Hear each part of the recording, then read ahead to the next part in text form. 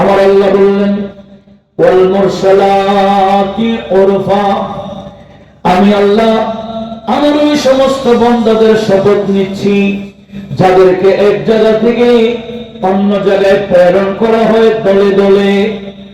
এক জায়গা থেকে অন্য জায়গায় যাদের প্রেরণ করা হয় দলে দলে, ফাল আসিফাতি আসফা, এদের একটা গুণ হলো আসিফাত, বাতাসের ন্যায় দ্রুতবেগী, বাতাসের ন্যায়। ওই রকম বান্দাদের সান্নিধ্যে গেলে, যাদেরকে এক জায়গা থেকে অন্য জায়গায় প্রেরণ করা হয়, ওই বান্দাদের সুহবতে গেলে, গুনাহগার বান্দারা গেলে, শিরকের গুনাহ, কুফরের গুনাহ, যত পাপ আছে পাপ নিয়ে ওই বান্দাদের কাছে গেলে, স্পিড বাতাস চললে যেভাবে সব পরিষ্কার হয়ে যায়, আমার ওই বান্দা যাদেরকে এক জায়গা থেকে অন্য জায়গায় প্রেরণ করলে, ওনাদের সোহবতে গেলে, গুনাহগার বান্দাদের গুনাহ সেভাবে পরিষ্কার হয়ে যায়। দেখেন, এই হিন্দুস্তান আজ থেকে প্রায় 850 বছর আগে খাজা গরিব নওয়াজ আসছিলেন দলে দলে। উনি আসছেন দলে একা না, ওনার গুণ কি আসিফাতের নিয়ে, শিরকের গুনাহ, কুফরের গুনাহ নিয়ে ওনার সোহবতে গিয়েছেন। যতই বড় মুশরিক ছিল, কাফের ছিল, বেদিন ছিল, ইনাদের কালমা মুখে জারি হয়ে যায়, আর যত পাপ ছিল মুহূর্তের মধ্যে মোচন হয়ে যায়। আমার নবীজি বলেন ইন্নাল ইসলামা ইয়ানহাদিবু মা ক্বাবলা, ইসলাম কবুল করলে, ইসলাম কবুল করার পূর্বে যত পাপ ছিল, মুখ দিয়ে কালিমা অন্তর থেকে পাঠ করার কারণে ওই পাপ আমার আল্লাহ মোচন করে দেয়। একটু জোরে বলুন না সুবহানাল্লাহ। লক্ষ্য করুন কি বুঝলাম, আমার আল্লাহর কিছু বান্দা আছে যাদেরকে এক জায়গা থেকে অন্য জায়গায় প্রেরণ করা হয়, যাদের সুহবতে বসলে গুনাহগার বান্দাদের গুনাহ মাফ হয়ে যায়। এরপরে আল্লাহ বললেন ওয়ান্নাশিরাতি নাশরা, এরা হলেন প্রচারক। এরা কি? ওই বিভিন্ন দেশ থেকে আমাদের দেশে আসছেন কি জন্য? প্রচার করার জন্য। কি নিজেদের প্রচার? একটু কথা বলেন। এই দেশে আল্লাহর ওলিগণ আসছিলেন, উনি আল্লাহর ওলি, উনি আল্লাহর বন্ধু, উনি মহান বড় আলেম, এটা প্রচার করার জন্য আসছিলেন। কি জন্য আসছিলেন বলেন তো দেখি? ইসলাম প্রচারের জন্য। আমার আল্লাহ বললেন ওয়ান্নাশিরাতি নাশরা, যারা ইসলাম প্রচারক, ওই মুরসালাত বান্দাদের একটা গুণ হলো ওনাদের সোহবতে গেলে গুনাহ মাফ হয়ে যায়। ওনাদের একটা গুণ হলো ওনারা হলেন প্রচারক। ওনারা নিজেদের প্রচারক নয়, ওনারা এদেশে এক নাম্বার আমার আল্লাহর তাওহীদ প্রচার করেছেন। কি?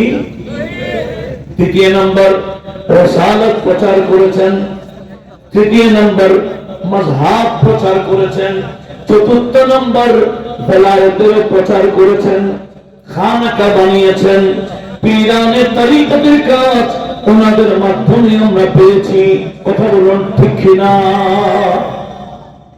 আমাদের দেশে অনেকে শুধু ইসলাম বুঝে, মাযহাব বুঝে না, তরিকত বুঝে না। আরে ভাই, এই দেশে যারা ইসলাম এনেছেন, শুধু ইসলাম এনেন নাই, এনারা তাওহীদের সাথে রিসালাত এনেছেন, রিসালাতের সাথে মাযহাব এনেছেন, মাযহাবের পাশাপাশি তরিকত এনেছেন। কথা বলুন ঠিক কিনা?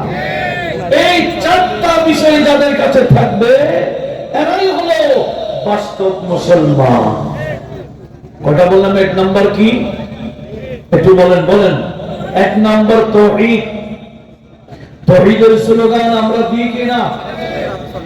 দ্বিতীয় নাম্বার রিসালাত, রিসালাতের স্লোগান আমরা দিই কিনা?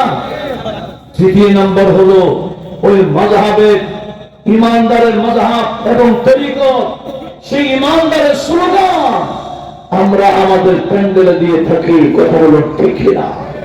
আমাদের দেশে অনেক বড় বড় প্যান্ডেল আছে, অনেক বড় সমাবেশ হয়, কিন্তু একটা স্লোগানে অফ করে দেয়। কথা বলুন ঠিক কিনা?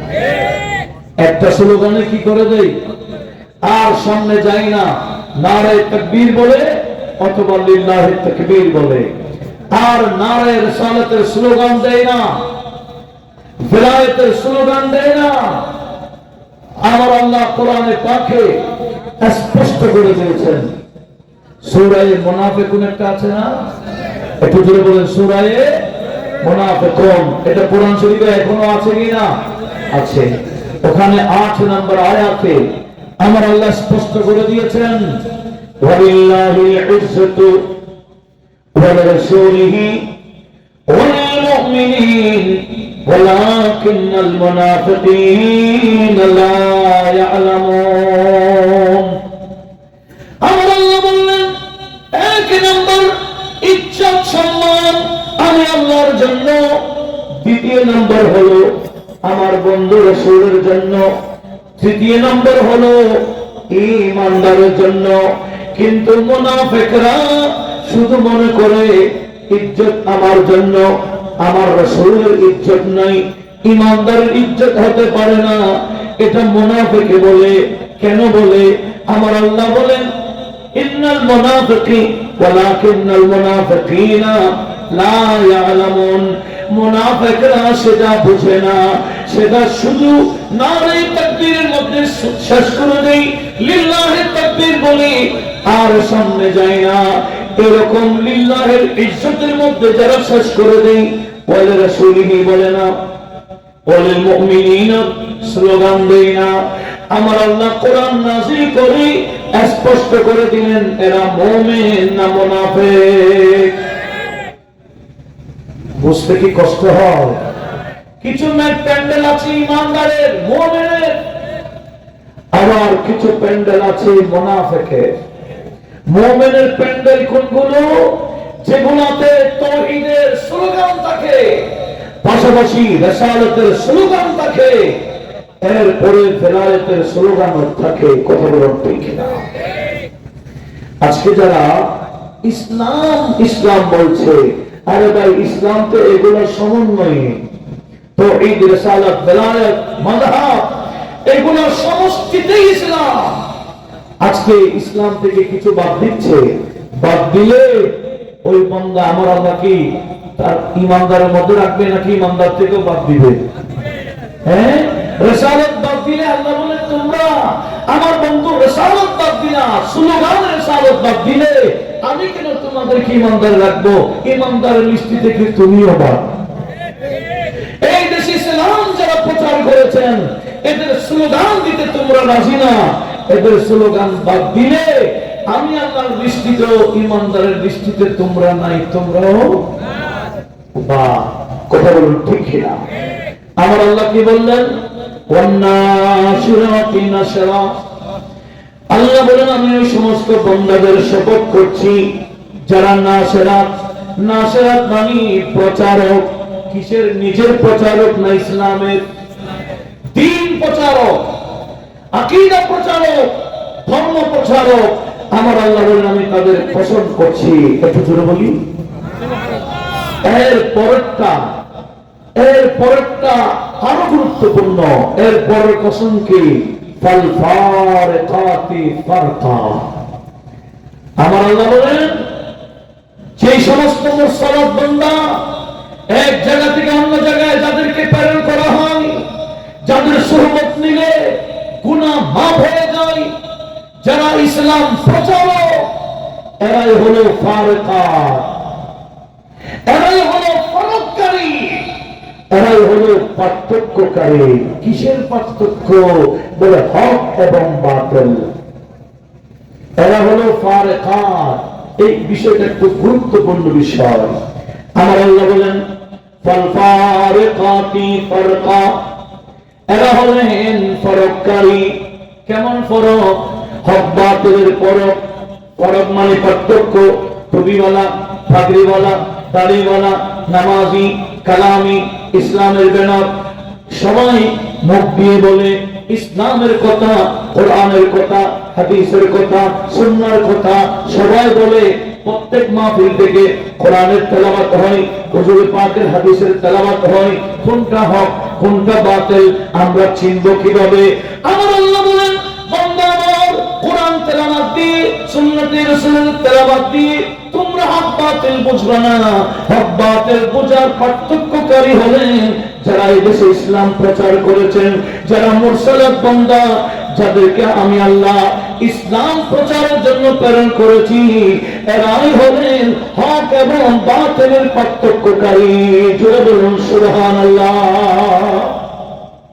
ওই ওলিউল্লাহদের পক্ষে যারা থাকবে এরাই হলো আহলে হক। ওলিউল্লাহর বিরুদ্ধে যাদের অবস্থা এরাই হলো বাতিল। হক বাতিল চেনা কি কঠিন? ওলিউল্লাহদেরকে আমার আল্লাহ মাপকাঠি হিসেবে রেখে দিয়েছেন। সেজন্য সূরা ফাতিহাতে আমরা সবসময় পড়ি ইহদিনাস সিরাতাল মুস্তাকিম। ও আল্লাহ, সিরাতুল মুস্তাকিমে আমাদেরকে অটল রাখো। আমার আল্লাহ চাইলে সিরাতুল মুস্তাকিমের কথা এভাবে বলতে পারতেন, সিরাতুল কিতাবে ওয়াল হিকমা। কিতাব সিরাতুল কিতাবে ওয়াস সুন্নাহ, এইরকম বলেন নাই। আমার আল্লাহ বললেন সিরাতুল মুস্তাকিম কোনটা? ওই সমস্ত বান্দাদের রাস্তা সিরাতুল মুস্তাকিম, যে সমস্ত বান্দাদেরকে আমি আল্লাহ বিশেষ নিয়ামত দিয়েছি। কথা বুঝা যায়? যাদেরকে আমার আল্লাহ বিশেষ নিয়ামত দিয়েছেন, ওই সমস্ত বিশেষ বান্দাদের রাস্তার নাম হলো সিরাতুল মুস্তাকিম। ওই বিশেষ বান্দাদের মধ্যে অন্যতম বান্দা হলেন আল্লাহর ওলিরা, যাদেরকে আমার আল্লাহ বিশেষ নিয়ামত তথা ভেলায়েত দান করেছেন। আর একটু জোরে বলুন। এখন আমার আল্লাহ কি বললেন? ফাল ফারিকাতি ফারকা। বলে মুসলমানদের মধ্যে এত পার্থক্য বুঝবো কিভাবে? আল্লাহ বলেন শর্টকাট বুঝে যাও। ওই মানে কিনা দেখো, যারা ইসলাম প্রচার করেছেন ইনাদেরকে মানে কিনা দেখো। না কোথায় কোথায় মাজার পূজারি বলে, কোথায় কোথায় আল্লাহর ওলিদের বিরুদ্ধে যারা বলে, এরাই বাতিল কোনো সন্দেহ ছাড়া। কথা বলো ঠিক না? আহলে সুন্নাত ওয়াল জামাত ছাড়া অন্য কোন দলের মধ্যে ওলিউল্লাহ হয় না। সেজন্য তারা ওলি মানে না। ওলি হয় আহলে সুন্নাত ওয়াল জামাতের আকীদায় যারা আছেন ইনারা। সমস্ত ওলিউল্লাহরা আহলে সুন্নাত ওয়াল জামাতের আকীদায় ছিলেন, এখন আছেন, ভবিষ্যতে থাকবেন। আহলে সুন্নাত ওয়াল জামাতের আকীদা থেকে বাহির হয়ে গেলে জিন্দা ওলি দাবি করলেও ওলি হওয়া যায় না। কথা বলো ঠিক না? এমনি জিন্দা ওলি কি করা যায়? দাবি করা যায়, বলা যায়। আরে ভাই, বলা একটা, হওয়া আরেকটা। ওলি বানায় কে? আরেকটু জোরে বলেন, ওলি বানায় কে? আহলে সুন্নাত ওয়াল জামাতের বাহিরের আকীদায় কোন বান্দাকে আমার আল্লাহ ওলি বানাবে না।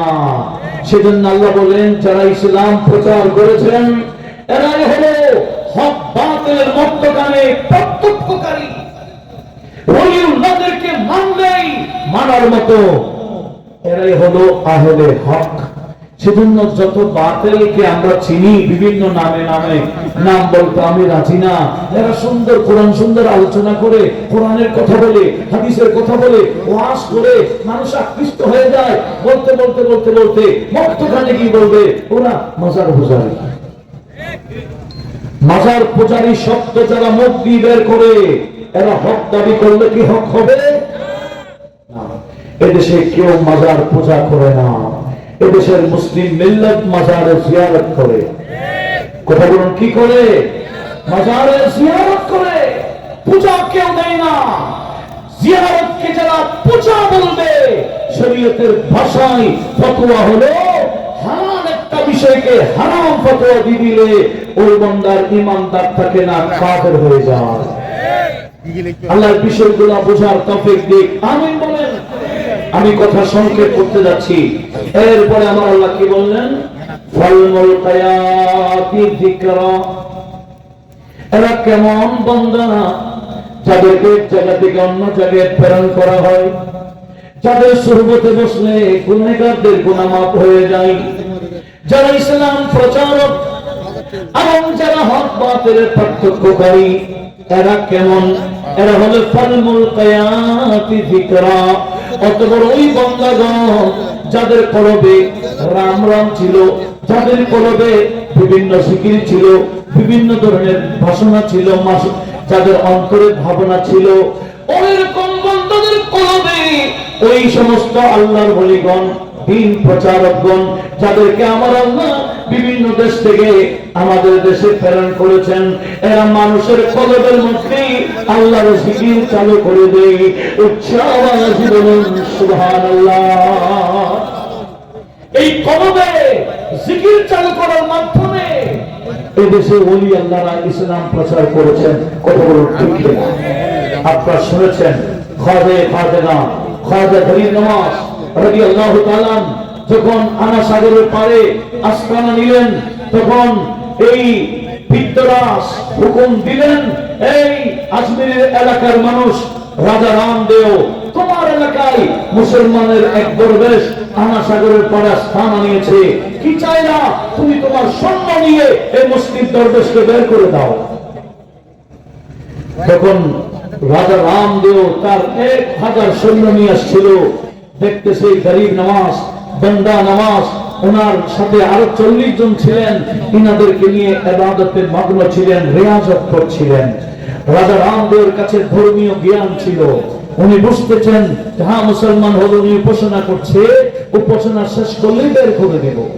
এই পজিশনে 1000 সৈন্য নিয়ে রাজা রামদেব অপেক্ষা করছেন খাজা গরিব নওয়াজ কখন উপাসনা শেষ করবেন।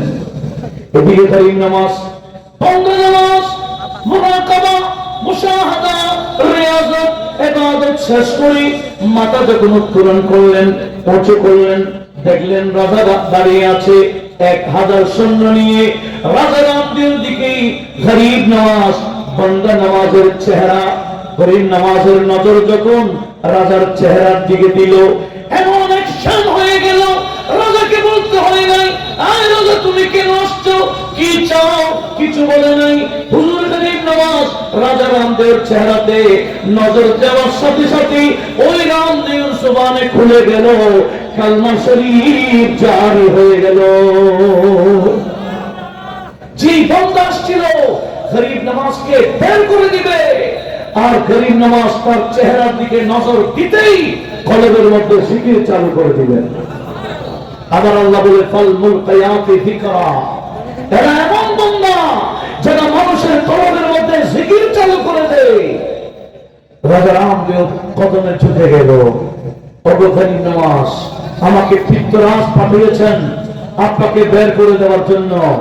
আমি বুঝে গেছি আপনি কে, এখন আমি আপনাকে ওয়াদা দিচ্ছি, শুধু আমি মুসলিম হয়েছি তাই না, আমার সকল এই সৈন্য যারা 1000 আসছে, এরা সবাই আমার সাথে আপনার হাতে কলমা পড়বে। আর আমি ওয়াদা দিতে চাই, আজমির এলাকায় আমার বহু জায়গা জমিন আছে, আমি রাজার নামে আমি এগুলো আপনার নামে রেজিস্ট্রি করে দিব।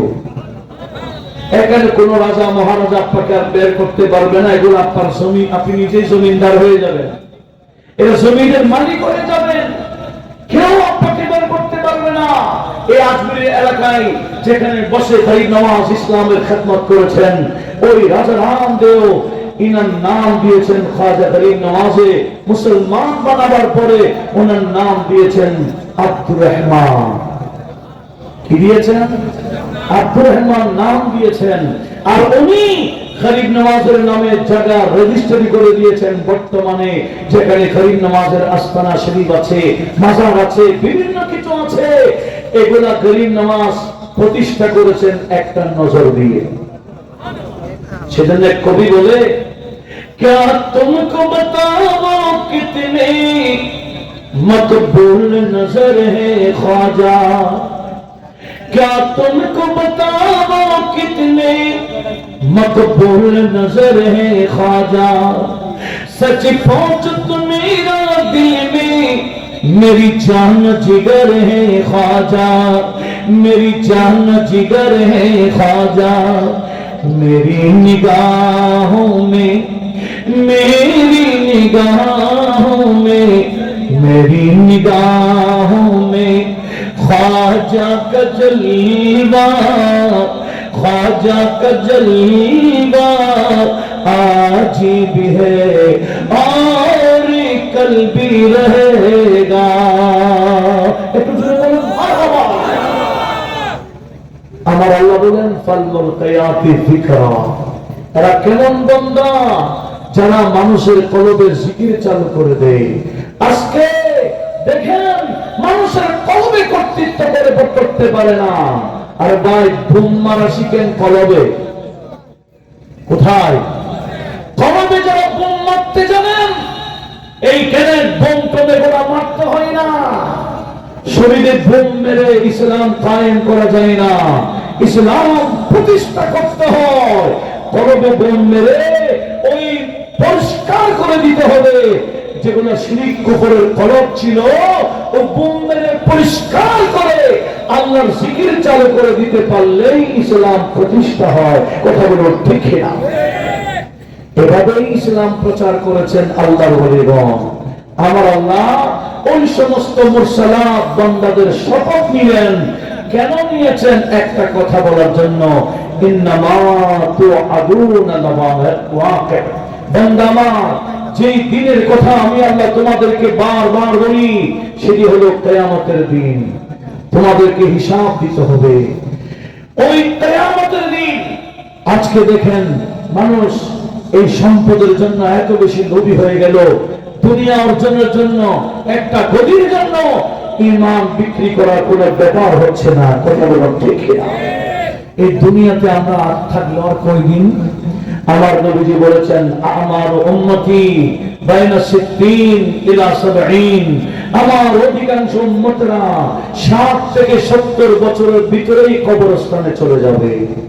কত থেকে কত? 60 থেকে 70। 70 পাড়ি দিবে, খুব কমই হবে। 70-এর ভিতরে অধিকাংশরা কবরস্থানে চলে যাবে। যাদের 60 হয় নাই, 60 বছর হইতার কয়দিন আছে? যাদের 60 পাড়ি দিল, 70 হতার কদিন আছে? কয়দিনের জন্য আমরা এগুলা করছি?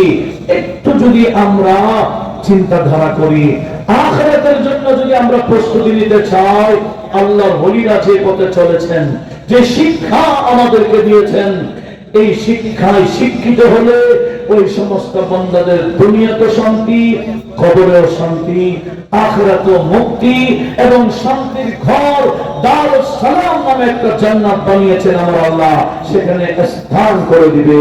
আল্লাহ পাক আমাদের সবাইকে ওনাদের অনুসরণে এগিয়ে যাওয়ার তৌফিক দান করুক, আমিন। ওয়া মা আলাইনা ইল্লাল বালাগ ওয়া আখিরু দাওয়ানা আলহামদুলিল্লাহি রাব্বিল আলামিন।